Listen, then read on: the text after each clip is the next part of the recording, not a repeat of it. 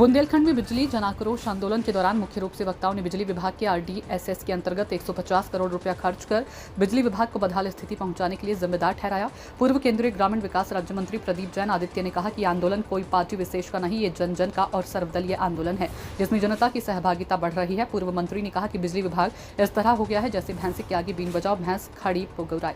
बिजली विभाग कुछ भी सुनने के लिए तैयार नहीं है। उन्होंने कहा कि बिजली विभाग की भैंस 150 करोड़ रुपए का चारा खा गई है और कुछ भी पता नहीं चल रहा है कि 150 करोड़ कहां चला गया। अगर इतना पैसा ईमानदारी से खर्च किया गया होता तो आज ये दिन देखने को नहीं मिलते। बुंदेलखंड इससे पहले कभी इतना बिजली पाने के लिए बदहाल नहीं रहा जितना इस वर्ष बिजली और पानी की किल्लत झेल रहा है। टी सिद्दीकी की रिपोर्ट। देखिए, पिछले 2 दिन से हम लोग यहाँ बैठे हुए हैं। हम लोग यहाँ पे 40 डिग्री टेम्परेचर में बैठे हुए हैं। सब लोग महिलाएं, बहनें, हमारी माताएं बैठी हुई हैं, लेकिन बिजली विभाग और झांसी जिले के सक्षम अधिकारियों के कानों में जू तक नहीं रेंग रही है। वो ये लिख के लखनऊ भेज रहे हैं कि हम 24 में से 24 घंटे बिजली दे रहे हैं। तो मैं पूछना चाहता हूँ कि कहाँ है वो 24 घंटे बिजली? और बिजली और पानी हमारा मूल अधिकार है, क्या आप वो भी हमसे छीन लेंगे? आज 21वीं सदी है, AI टेक्नोलॉजी का जमाना है। सरकार कहती है कि विश्व में भारत का डंका बज रहा है और बड़े अफसोस की बात है कि हमारा झांसी वीरांगना हमारी लक्ष्मीबाई की वीर भूमि आज अंधेरे में है और प्यासी है। तो मेरा सरकार से ये कहना है कि या तो हमें बिजली पानी हमारा मूल अधिकार दे दी जाए या फिर हमें जेल में डाल दिया जाए।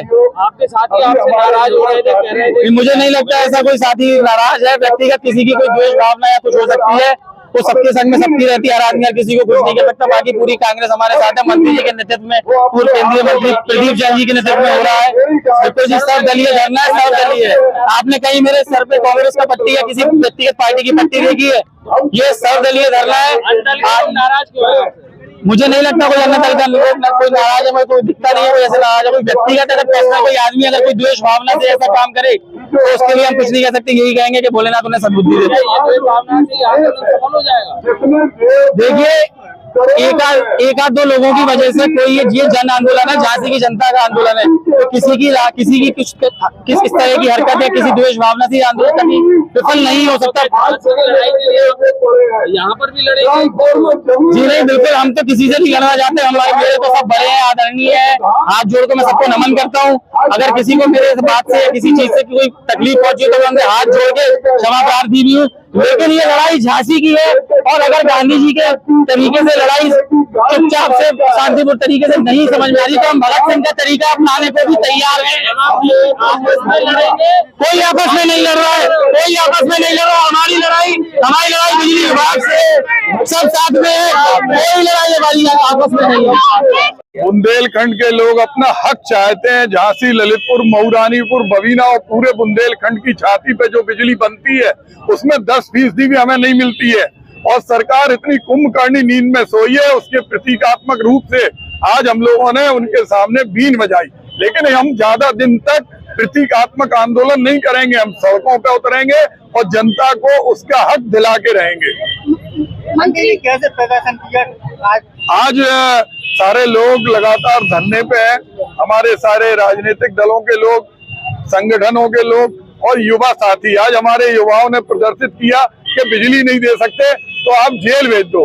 वहीं हम लोगों ने प्रदर्शन किया कि हम भैंस के आगे इतने दिन हो गए अभी तक, आज बीन बना के आपको ये चेता रहे कि आज आप भैंस की स्थिति में 150 करोड़ रुपए खर्च किए और वो पैसे कहीं लगे नहीं।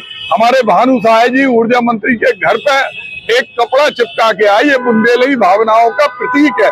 तो आज हम लोगों ने प्रदर्शन किया, लेकिन हम लोग इस आंदोलन को एक एक घर तक पहुंचाएंगे और झांसी और ललितपुर और बुंदेलखंड का हक लेके रहेंगे। मंत्री जी, आज सर्वदलीय धरना प्रदर्शन था, कहीं कहीं गतिरोध देखने को मिला? नहीं, ये गतिरोध नहीं है। इस तरह के आंदोलन में सारे लोगों को ये स्वतंत्रता रहती कि वो विरोध के लिए जिस तरह का भी कार्यक्रम कर रहे करें। उन्होंने कहीं कोई गतिरोध नहीं किया। मंत्री जी, हक की बात तो ठीक है, लेकिन एक निर्जीव जानवर का इस्तेमाल आंदोलन में करना कितना सही है? देखिए, वो भैंस भी तड़पती है।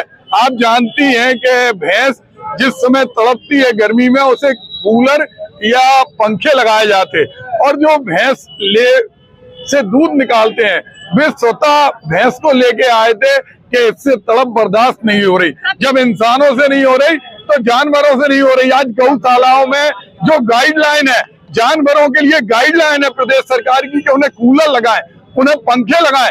आज हर गौशाला में जानवर मर रहे, वो भैंस सारी गायों का प्रतीक करते हुए यहाँ अपनी पीड़ा की अभिव्यक्ति करने आई थी। चित्र लगाकर भी कर सकते थे, एक निश्चित रूप से अगर कोई भैंस सारी गाय माता का प्रदर्शन करने प्रदेश सरकार की कुंभकर्णी नीतियों को बताने के लिए आई, तो हम उस भैंस को भी प्रणाम करते हैं जो स्वतः आई और आने के बाद वो खड़ी हो गई। हमें लगा, और वो निश्चित रूप से वो भी गर्मी से तड़प के आई।